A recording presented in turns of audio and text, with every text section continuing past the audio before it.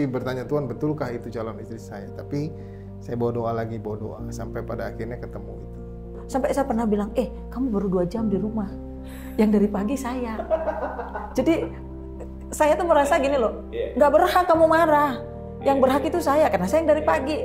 Di sisi itulah saya belajar juga untuk bagaimana sih jadi orang tua yang baik. Tolong para istri jangan terlalu sering ngegas, ya. Kenapa?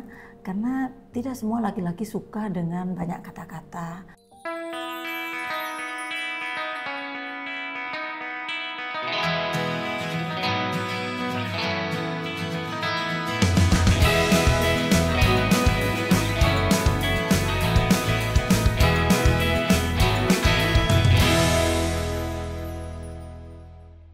Shalom warga kerajaan Allah, welcome back to Life Talk, a meaningful conversation about life. Kali ini kita bertemu kembali dalam Life Talk episode family, di mana topik-topiknya akan berpusat pada keluarga, dan narasumber yang kami hadirkan pun adalah keluarga-keluarga yang cinta Tuhan banget dan keluarganya beres warga kerajaannya. Jadi sudah pasti kesaksiannya, obrolannya, sharingnya menginspirasi banget. Dan saat ini kita sudah bersama-sama dengan keluarga yang sudah menikah 20 tahun, pasangan suami istri, punya 3 anak, dikaruniai 3 anak, dan mereka kompak banget ya, kelihatan dari bajunya udah biru-biru ya, kerjaan ya. So everyone, please welcome Mr. and Mrs. Nathanael Wuryanto. Shalom. Shalom. Pak Anto, shalom, Bu Sarah. Shalom. Senang banget bisa ngobrol-ngobrol kayak gini, kita ketemu, kita ngobrol-ngobrol ya. Saya izin mau bongkar-bongkar tentang masalah keluarganya. Boleh. Oke, pertanyaan yang pertama nih, kan sudah menikah 20 tahun. Sudah menikah 20 tahun, boleh cerita nggak awal pertemuannya gimana? Siapa yang mau cerita? Kamu aja. Iya, pada waktu itu kita ada di satu ruangan di GB Denpasar Lembah Pujian di gereja. Ada menara doa. Jadi ketemunya di menara doa jam malam itu. Jam 2 pagi. Jadi kita doa itu jam 10 sampai jam 4 waktu itu pagi. Habis Bali blessing, tapi waktu malam lagi doa, entah dapat penglihatan atau bagaimana, tapi ada di sini intuisi, di sini intuisi tuh bicara begini, itu calon istrimu. Saya masih bertanya, Tuhan betulkah itu calon istri saya? Tapi saya bawa doa lagi, bawa doa sampai pada akhirnya ketemu itu. Ketemu dan saya minta tanda, kalau betul ketemu dia pakai baju warna kuning. Betul, besok ketemu pakai baju kuning. Nggak janjian. Nggak tahu apapun gitu ya. Jadi beberapa kali, 3 kali minta tanda, akhirnya kesepakatan ya sudah. Itu yang saya ambil untuk menjadi istri saya pada akhir. Oke, berarti menurut Pak Anto itu cinta pada pandangan pertama dong? Awalnya kan suara itu, tapi waktu mulai karena ada suara itu akhirnya perhatian saya ke dia dong. Nah, waktu perhatian ke dia sudah terus mulai direnungkan ya seperti orang-orang bilang itu kalau lihat piring ada mukanya, ada mukanya, terus terbayang-bayang. Nah, pokoknya semua jadi sebenarnya terbayang-bayang itu dia intinya. Jadi naik motor terbayang-bayang, nah itu awal-awal. Langsung kebayang-bayang ya. Ya. Bagaimana dengan Ibu Sarah sendiri? Kalau tadi kan Pak Antonya bilang seperti itu, Ibu Sarahnya seperti apa? Kalau aku sih waktu pertama kali ketemu dia itu ya, sebenarnya kami kan nggak saling kenal. Nah, waktu berjalan di lobi. Tadi di menara doa ini di lobi nih? Iya, jadi dia dari sisi mana ya, barat ya namanya. Nah, kami papasan aja begitu. Nah, itu ada suara ngomong di hati saya itu suamimu. Saya bilang, siapa? Oh, siapa yang ngomong? Bukan lah. Dan memang hari-hari itu saya tidak mau berpikir ke hal itu, gitu lah. Jadi saya nggak mau pikiran saya untuk pacaran atau apa, enggak, saya nggak mau itu karena punya pengalaman buruk kan sebelumnya gitu. Jadi intinya saya mau fokus sama Tuhan. Tapi waktu suara itu bicara, saya nggak ambil pusing lah gitu ya. Udah lewat aja ya. Mungkin keduanya ya waktu di menara itu, cuman tetap saya nggak ada feeling apa ya ke dia gitu loh. Sampai satu kali kami butuh, saya sama teman-teman saya butuh orang yang bisa nyetir mobil. Butuh orang yang bisa nyetir mobil. Ya, jadi kami dikasih pinjam mobil, tapi kami semua nggak ada yang bisa nyetir, gitu loh. Nah waktu itu kita bingung siapa ya kita ini nih, apa namanya kita ajak untuk bisa nyetir mobil ini, gitu kan. Hati mau jalan-jalan itu besar, tapi nggak bisa bawa mobil, gitu kan. Nah nyeletuklah saya ngomong gini, kamu kan nggak punya kampung halaman. Nah saya punya kampung halaman, saya bilang. Kira-kira nggak tahu ya, bayangan saya waktu itu dia dari Jakarta bisa lah nyetir gitu. itu nebak-nebak aja sih gitu loh. Kami ada kendaraan, mau ikut nggak? Saya bilang. Dia langsung jawab mau gitu. Mau bisa nyetir apa enggak? Ini kan gitu lagi kan. Temen nanya, tapi ini Kak, kami butuh yang bisa nyetir. Oh saya bisa, ya udah. Dari situlah awal kami kenal gitu loh. Cuman ya tetap belum ada rasa sih gitu ya, sambil berjalan waktu banyak kebersamaan, saya baru diingatkan lagi dengan suara apa yang pernah saya dengar gitu. Dan itu pun tidak langsung saya tiba-tiba ingat itu langsung jatuh cinta, ya enggak gitu loh, masih butuh proses. Ya. Jadi perasaan itu warga Kerajaan bisa tumbuh, yang penting bisa nyetir dulu ya. Itu yang penting bisa nyetir dulu ya. Nah ini kan ketemunya di gereja, membangun hubungannya di gereja, istilahnya kayak wah jauh lah dari pengaruh-pengaruh yang aneh-aneh. Pada waktu membangun hubungan, apakah sudah terpikir tentang yang namanya visi pernikahan? Oh, pada waktu itu belum. Jadi cuma berpikir karena kita masih muda dan saya juga punya pengalaman yang kurang baik terhadap keluarga di keluarga orang tua. Jadi pikirannya adalah saya kalau menikah nanti saya menikah, punya anak, ada istri, lalu bahagia. Itu awal aja. That's it. Ya bahagia, yang penting bahagia. Kenapa? Karena waktu di rumah itu tidak mengalami kebahagiaan yang diharapkan dari pribadi saya. Jadi saya ingin nanti kalau menikah ya bahagia. Jadi belum paham sesuai dengan apa yang firman itu katakan pada saat itu. Nggak tahu ya pada waktu itu belum harus gimana. Belum sampai sejauh itu. Hanya pikir pokoknya menikah, punya anak, bisa menafkahi mereka dan bahagia. Tapi akhirnya menjadi keluarga yang mau belajar tentang bahwa pernikahan itu harus ada visinya. Itu gimana prosesnya? Itu ketemu dengan gembala senior lalu penatua dan ditanyakan apa visinya. Kita juga nggak ada visi kan. Baru dikasih tahu bahwa visinya adalah menggenapi rencana Tuhan yang harus kita genapi dalam kehidupan kita sebagai orang berkeluarga.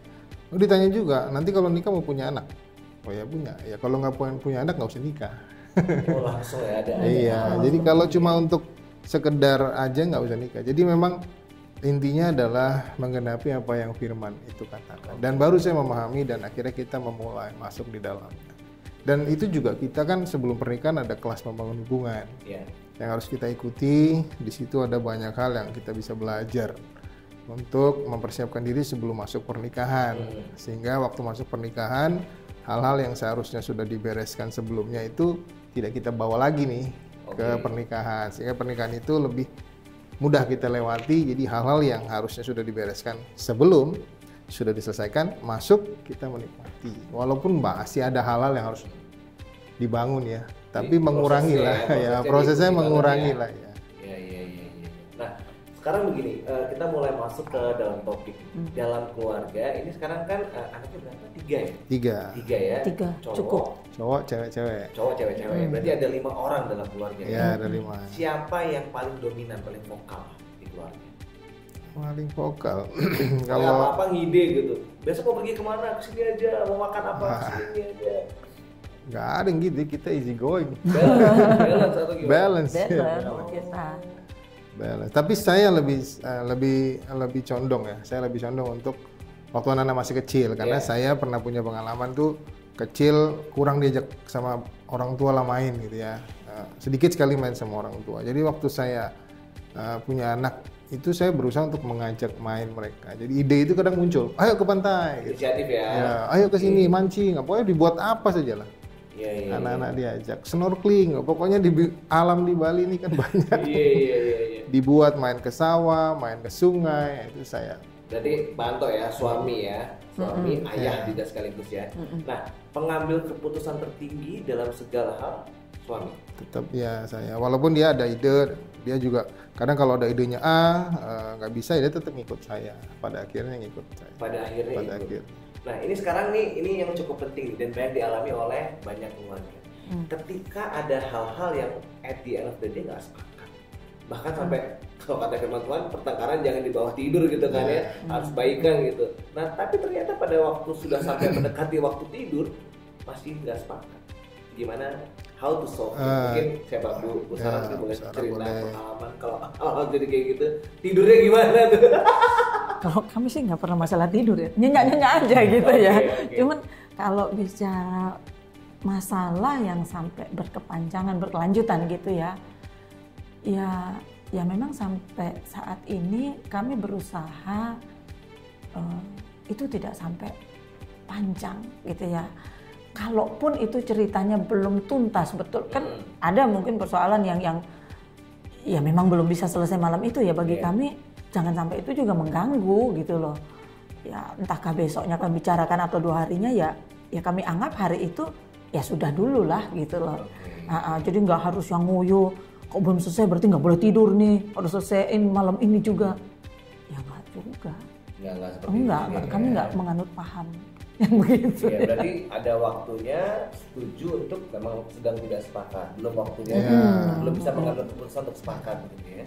Iya. Kan ada situasi hati, belum bisa ya sudah tunggu aja. Kalau sudah oke, clear seperti ini sudah clear. Oke. Jadi ada waktu. Tapi tidak dibawa dalam amarah yang enggak, dalam emosi enggak, tetap itu dalam pertimbangan. Bagaimana caranya membawa diri bisa setenang ini bahwa segala sesuatu, opini, pendapat, apalagi sebagai kepala keluarga, ketika memang lagi nggak sepakat bisa ya udah let it go dulu. Ya saya sebenarnya dulu orang yang mudah dendam. Jadi mudah dendam dikit-dikit, nanti ya tak balas. Tapi belajar di sini dari bertumbuh di gereja, lalu dapat firman dan baca firman. Pada akhirnya belajar juga dari yang lain. Akhirnya pengelolaan hati itu kan penting ya. Sebagai kepala keluarga mengelola hati. Kalau kepala keluarganya ikut emosi, maka kawanannya juga akan merasakan dampak. Nah, jadi kalau ada hal-hal yang memang sudah memuncak, saya lebih memilih untuk diam. Tenang dulu supaya situasinya baik. Nanti kalau sudah waktunya kita bicarakan. Nah, itu yang tadi disebut kalau belum selesai tunda. Itu tentang emosi hati, mengelola hati. Supaya pada akhirnya nanti pembicaraannya itu menjadi baik dan menghilangkan suatu keributan. Sebab kalau udah keributan di rumah pasti suasana tidak atmosfer yang bagus tuh. Nah, itu yang dijaga. Jadi benar-benar punya pandangan yang lebih luas ya mengenai bersikapnya harus ngelola hati. Ngelola hati. Nah sekarang saya ke Bu Sarah. Salah nggak sih kalau istri itu dominan, ambil alih kemudi? Apalagi ketika sang suami dalam kondisi pasif. Pernah kejadian nggak di keluarga Pak Anton dan Bu Sarah? Kalau mengambil alih sih saya enggak ya. Saya lebih ke seberat apapun itu ya keputusannya, walaupun umpama berapa persennya sebenarnya saya nggak setuju, tetapi kalau itu baik, saya akan tetap melanjutkan otoritas itu.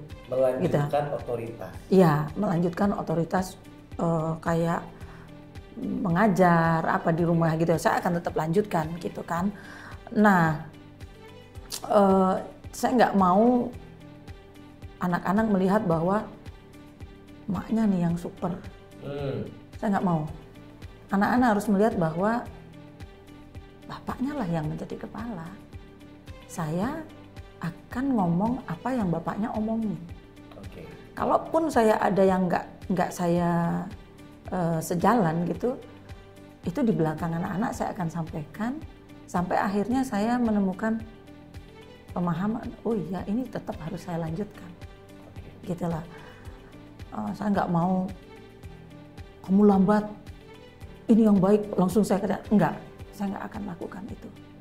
Gitu. Saya juga belajar ya di situ untuk ngerem kali ya, karena kalau enggak kan kata-kata itu banyak, bisa menyakiti suami, bisa menyakiti anak, gitu ya.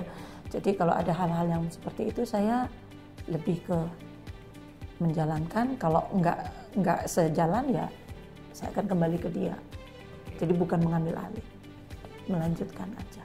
Ini poin penting warga kerajaan ya, melanjutkan otoritas gitu ya. Jadi otoritas tetap dipegang sama suami, tetap dipegang sama ayah sebagai kepala keluarga. Tetap. Nah, banyak keluarga hancur karena salah kaprah tentang fungsi suami, fungsi istri. Bahkan kadang-kadang ketika mereka menjadi ayah, mereka nggak jadi suami. Ketika mereka jadi ibu, mereka nggak jadi istri. Seharusnya gimana sih Pak Anto? Atau yang pernah dialami bagaimana? Pernah nggak sih terjebak dalam situasi begitu? Ya, jadi dulu waktu saya baru-baru menikah itu, kan memang sudah banyak juga membaca, belajar, dapat dari khotbah-khotbah. Nah, tapi tetap belum sempurna kan, namanya baru menikah. Ada hal-hal yang saya masih kerjakan ya, masih pingin main-main lah sama anak-anak. Padahal fungsi orang tua seharusnya mendidik anak-anak, meneladani gitu. Nah, kita hati-hati juga terjebak di dalam situasi, loh saya sudah bermain sama anak-anak, tapi nilai bermainnya itu bukan nilai teladan. Nilai bermainnya itu bukan mengajar. Nah, itu juga perlu kita paham di situ. Paham. Kenapa? Karena anak itu kan punya fase ya. Ada dari 0 sampai 12, nanti fase remaja. Ketika sudah remaja sudah mulai agak sulit untuk dibina seperti waktu usia masih kecil. Nah, karena mereka sudah mulai ada kritis dan sebagainya. Nah, fase-fase itu kalau bisa itu kita hadir sesuai dengan porsi orang tua. Agar anak itu bertumbuh juga dan maksimal, dan apa yang Tuhan percayakan kepada kita, anak-anak itu juga dapat bertumbuh dengan maksimal. Polanya nanti kalau anak itu bertumbuh dengan maksimal, maka di waktu besar dia menjadi anak yang tangguh, yang kuat, dan bisa memahami keadaan. Nah, fungsi kita sebagai orang tua harusnya ke situ. Kalau tidak disfungsi nanti, kita lebih cenderung main, atau para bapak-bapak atau ibu ya, khusus saya sebagai orang bapak, ayah, itu terlalu banyak bermain dengan kesenangan sendiri, hobi. Akhirnya lupa fase-fase itu yang seharusnya porsinya anak kita berikan teladan, kita tidak memberikan. Harus kita disiplin, kita tidak disiplin, yang pada akhirnya nanti terlewat waktunya. Jadi disfungsi itu sebenarnya adalah kalau orang itu tidak mau belajar, orang tua ya secara khusus, ayah tidak mau belajar, tidak mau membaca, maka dampaknya nanti kurang baik buat pertumbuhan anak. Tapi selagi masih ada, apalagi sekarang buku parenting banyak ya, baca-baca aja lebih baik supaya tidak kehilangan waktu. Karena anak itu bertumbuh dengan fasenya. Dan cepat sekali. Tanpa dirasa tiba-tiba sudah 5 tahun, dirasa sudah 12 tahun gitu. Oh cepat, nanti itu terlambat. Nah kalau sudah terlambat, memulihkan keadaan itu membutuhkan energi yang besar. Nah itu nanti malah dampaknya adalah perselisihan antara ayah dan ibu, karena energi yang harus keluar besar, anak nggak mau nurut nih, karena kita sudah terlambat fasenya. Nah, jadi memang orang tua sebagai ayah harus berfungsi dengan maksimal sesuai dengan usia mereka, sesuai dengan porsinya mereka. Ibu juga atau istri juga harus berfungsi dengan maksimal di situ, supaya nanti kita juga menikmati. Kalau itu bertumbuhnya bagus, kita tidak disfungsi sebagai bapak atau ibu, maka anak-anak juga baik, dan kita nanti di hari-hari itu juga menikmati hasilnya dari anak-anak. Kita kan punya peran yang beda ya. Kalau ke suami saya jadi istri, ke anak saya jadi ibu. Ini sebenarnya peran yang dua-dua harus dijalankan, tetapi dengan penerapan yang berbeda. Ya. Ini penting. Sayang ke suami dengan sayang ke anak kan berbeda.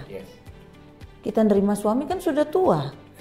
Loh ya kan dia bawa pola asuh dari orang tua. Sedangkan anak-anak kita mau jadikan apa, kita yang harus. Nah di situ peran sebagai orang tua berarti seperti Bapak bilang tadi. Tapi saat menjadi pasangan, menjadi istri dan menjadi suami, itu perannya beda. Saya nggak bisa mendikte seperti ke anak. Benar. Ayo sebelum makan cuci tangan, doa dulu. Nggak mungkin kan gitu ngomongin gitu ke pasangan gitu. Ada hal-hal yang memang dibahasakan dengan lebih apa ya, bukan apa sih? Harus lebih sesuai lah pembahasannya. Iya, dengan usia juga, karena ya kita juga harus menghargai latar belakangnya dia, apa yang dia bawa dari orang tuanya gitu. Nah peran sebagai istri di situ ya tunduk apa itu kan harus masuk di situ, hormat ke suami gitu. Nah ke anak beda, bukan kita yang tunduk ke anak kan, tapi kita punya pola-pola di situ, peran saya sebagai ibu gitu. Seberapa sering ngobrol nih? Maksudnya ngobrol yang intens antara suami istri, ada waktu-waktu khusus nggak di rumah? Oh kayaknya kalau pagi kita habis saat teduh kita ngobrol dulu ya sebelum ketemu anak-anak sebagai suami istri, karena kan kayak tadi saya sempat bilang bahwa banyak masalah terjadi, seseorang sibuk jadi ibu, lupa jadi istri. Seseorang sibuk jadi bapak, lupa jadi suami. Ya, saya mau tambahin sedikit yang tadi. Boleh. Itu juga tentang pola ayah itu, bahwa selain orang ayah, bapak itu didik anak-anaknya, dia juga harus mengasihi istrinya. Itu juga pola yang berbeda tuh. Kalau kita kurang menempatkan dengan baik, maka ada jealous, ada cemburu. Lebih mengasihi anak, istrinya cemburu nih. Anaknya 3 lagi. Betul. Cemburu. Terus kalau kita terlalu mengasihi istri, anak-anak kita nggak dianggap sebagai anak. Pernah loh, anak kami ngomong pernah gini, gitu. Kalian kan pacaran udah lama, sebelum kami ada loh, kalian udah pacaran. Pernah ngomong gitu? Iya, masa sekarang tetap masih mami sama papi, kan ada kami. Nah itu juga apa ya lucu aja sih buat kami, tapi itu menjadi apa ya pengingat. Ya, jadi note kita. Ya, jadi kita nggak bisa juga cuma bilang dunia milik kita berdua gitu loh, kita ada berlima. Gitu. Fungsinya ayah dan ibu memang jadi luas. Ketika ada suami harus mengasihi istri dan juga merawat anak-anaknya, mengasihi anak-anaknya. Istri juga berperan sebagai kepada suami dan juga kepada anak-anak. Itu penting di situ. Tadi yang pertanyaan berikutnya lupa saya. Oh belum ya? Belum ada pertanyaan berikutnya. Masih di situ pertanyaan. Masih nunggu, boleh minum ya? Silakan. Ini emang seru banget ya membentuk sebuah keluarga, kemudian memimpin sebuah keluarga. Dan ini challenge-nya banyak banget, tidak berakhir. Jadi kalau mau dibilang di akhir talk show ini, siapa pemimpin keluarga sesungguhnya? Kalau pemimpin keluarga, apa yang saya pelajari ini sebenarnya Tuhan Yesus. Kenapa? Karena berkali-kali saya tidak mampu berdiri sebagai kepala keluarga yang perfect gitulah, yang sempurna, nggak bisa. Sujud di kaki Tuhan itu sudah wajib, terutama soal hati. Jadi mengelola hati itu kan nggak mudah. Untuk bisa diam supaya menjaga situasi rumah baik itu nggak mudah. Ya tetap harus datang sama Tuhan. Dan sedikit-sedikit ya harus tanya Tuhan, persoalan ya apapun, termasuk bayar sekolah, ada hal ini, bayar itu. Sebagai kepala keluarga, duitnya belum ada nih, mesti kemana nih? Tetap datangnya ke Tuhan. Jadi kepala keluarga yang baik adalah Tuhan. Karena Tuhan ketika kita berdoa, ini pengalaman saya, ketika kita berdoa, maka ada damai di hati. Dan Tuhan buktikan itu menjadi sumber penenang, sumber pengajar karena dari firman-Nya, sumber damai, sumber sukacita melalui Roh Kudus, lalu sumber berkat, lalu sumber juga dibukakan jalan-jalan yang baru. Itu saya lihat semua dari Tuhan. Kalau ya secara khusus ya, kalau kita bicara tentang keuangan di keluarga, maka kalau dihitung tuh sebenarnya nggak segitu, kurang kita. Tapi kok bisa berjalan sampai hari ini? Bahkan bisa lebih dari itu semua. Dan ketika kita berharap sama Tuhan, Tuhan bukan hanya memberkati, tapi mendidik anak, pola asuh. Nah, saya pernah satu kali saya sujud di kaki Tuhan, saya minta Tuhan tolong anak-anak saya agar mereka bisa bertumbuh. Waktu orang tuanya atau bapaknya bertobat sungguh-sungguh dalam Tuhan, maka anak-anak itu bisa melakukan aktivitas yang dulunya kita pingin lakukan dia. Tapi dia bisa lakukan tanpa kita katakan waktu kita bertobat. Jadi memang kuncinya kita dulu orang tua kepada Tuhan, maka keluarga kita dalam kasih Tuhan dipelihara. Oke, berarti kepala keluarga sesungguhnya adalah Tuhan Yesus sendiri. So, sebagai suami dan ayah, we have to follow Christ. Supaya keluarga kita akhirnya follow Christ juga pada akhirnya, pada ujung-ujungnya gitu. Jadi, supaya berjalan dengan baik. Ya, meneladani orang tua. Benar. Anak-anak gitu. Ini pertanyaan-pertanyaan akhir, masih ada beberapa menit. Saya mau tanya ke Bu Sarah. Perubahan dari dulu pertama kali ketemu sampai sekarang jadi bapak anak 3, apa yang dilihat dari Pak Anto? Banyak ya, ada perubahan. Kalau dulu untuk membicarakan sesuatu itu dia apa ya, lebih keras ya. Kalau dulu itu umpama juga kayak mendidik anak, dia lebih bisa main tangan. Iya, di situ saya nggak terima. Karena apa? Saya dididiknya begitu dulu dari orang tua, jadi saya nggak terima dengan kondisi kalau itu pengulangan, gitu loh. Saya nggak pengen itu terjadi dalam rumah tangga saya. Tapi kan saya nggak bisa juga serta-merta sekarang kamu harus berubah, kan nggak bisa juga. Tetapi kami pelan-pelan dari belajar firman ya, banyak yang mengubahkan di situ. Dia tidak lagi melakukan hal itu ke anak yang kedua dan ketiga, nggak ada. Ya, bukan karena takut, bukan ya, tetapi dengan pemahaman yang benar bahwa boleh kita melakukan itu, tapi kan tidak boleh sampai melukai. Ya, karena itu bisa tidak hanya badan yang luka, tapi hati yang luka. Jadi kami banyak pengalaman dari anak yang pertama. Nah, dari situ tak lihat sekarang dia jauh lebih bisa main dengan anak. Kalau dulu anak sampai ada nangis dikit, itu dia langsung memuncak emosi. Iya. Marah. Kenapa? Nah itu, sampai saya pernah bilang, kamu baru 2 jam di rumah. Yang dari pagi saya. Jadi saya tuh merasa gini loh, nggak berhak kamu marah. Yang berhak itu saya, karena saya yang dari pagi. Kenapa baru dengar anak saya nangis satu, dia udah langsung kayak, wah ini pasti akibat perlakuan si ini ke sini. Kandungannya ya, kandungan. Di situ dulu begitu. Tapi setelah belajar ya, anak kedua, ketiga nggak lagi seperti itu, gitu loh. Puji Tuhan ya, itu yang tak bilang ada perubahan itu. Warga kerajaan, kenapa saya tanya begini? Karena saya pengen tahu apakah di keluarga pendeta mengalami proses-proses yang seperti ini juga ya. Dan ternyata it's happen ya. Itu terjadi. Mereka masih manusia biasa dan pembelajaran ini harus kita tangkap. Nah, sekarang kesimpulan terakhir untuk jemaat, kemudian untuk semua yang nonton yang saat ini lagi struggle nih, nggak tahu keluarganya mau dibawa kemana, hilang arah, hilang harga diri sebagai kepala keluarga. Boleh kasih pesan dan nanti kita akan berdoa bersama. Iya, seperti tadi ketika saya baru-baru menikah itu emosi nggak kontrol, pemahaman tentang parenting juga sedikit sekali, lalu anak akhirnya menjadi korban dan luka. Di sisi itulah saya belajar juga untuk bagaimana sih jadi orang tua yang baik. Nah, setelah itu dijalankan dengan saya juga dipulihkan pada akhirnya dan bisa sembuh lah untuk saya tidak melakukan hal yang seperti istri saya katakan tadi. Pesan saya kepada warga kerajaan adalah kepala keluarga harus lebih dahulu bertobat atau mengambil sikap yang benar, sehingga dari kepala keluarga maka istri dan anak-anaknya nanti pun akan hidup dalam damai dan sukacita. Apa yang sudah didengar tadi, bahwa ketika kepala keluarga bertobat itu dampaknya luas sekali. Bukan hanya sukacita di rumah, tapi berkat-berkat Tuhan dibukakan.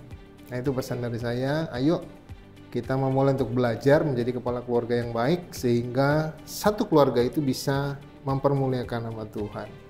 Dan pada akhirnya semua generasi-generasi yang akan muncul nanti berikutnya adalah generasi yang takut akan Tuhan.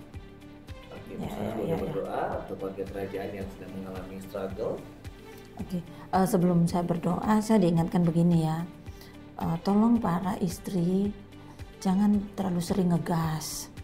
Ya, kenapa? Karena tidak semua laki-laki suka dengan banyak kata-kata. Ya, jadi hargailah suamimu sebagaimana seharusnya dia menjadi kepala. Jadi kalau kita sebagai istri, firman Tuhan ajarkan kita tunduk. Tunduk itu walaupun kamu nggak suka, walaupun kamu marah di hati, tetaplah hormati dia sebagai suami dan kasihi suami walaupun kamu tidak mendapatkan kasih itu. Karena pada saatnya kamu akan mendapatkan kasih itu. Ya. Oke. Ayo kita doa. Tuhan Yesus yang baik, kami bersyukur Tuhan, siang ini kami boleh bersama-sama Tuhan berbincang tentang keluarga Tuhan.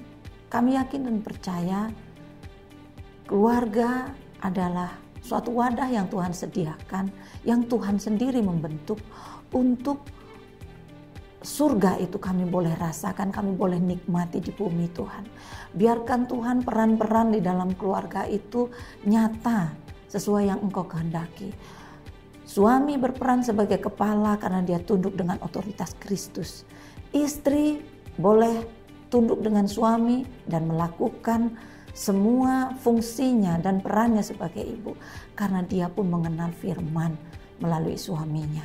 Tuhan, diberkati setiap keluarga-keluarga Tuhan yang ada Tuhan saat ini, ataupun yang saat mengalami persoalan. Engkau adalah milik Tuhan, Engkau adalah kepunyaan Tuhan.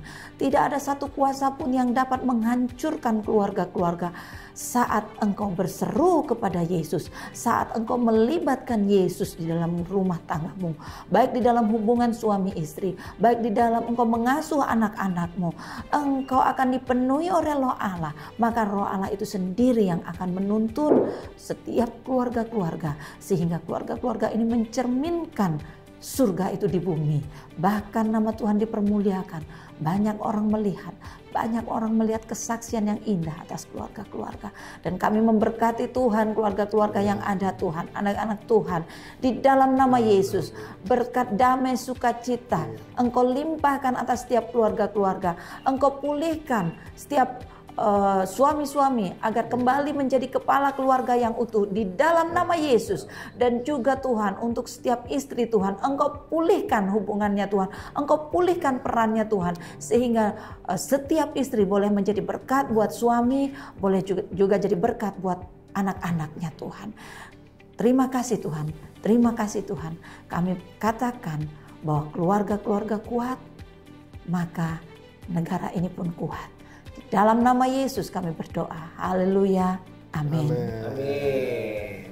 Thank you, Pak. Thank you. Ya, luar biasa. sama-sama. Terima kasih banyak. Wow. Warga Kerajaan Allah, pastinya Anda terinspirasi ya. Jadi jangan lupa untuk share video ini kepada setiap keluarga yang Anda rasa butuh untuk nonton video ini, warga Kerajaan. Dan yang paling penting juga, ini subscribe, like, komen, dan share ke mana-mana di Rock Ministry TV ya. So, sampai jumpa lagi di Live Talk episode selanjutnya. Tuhan Yesus memberkati saudara. Bye.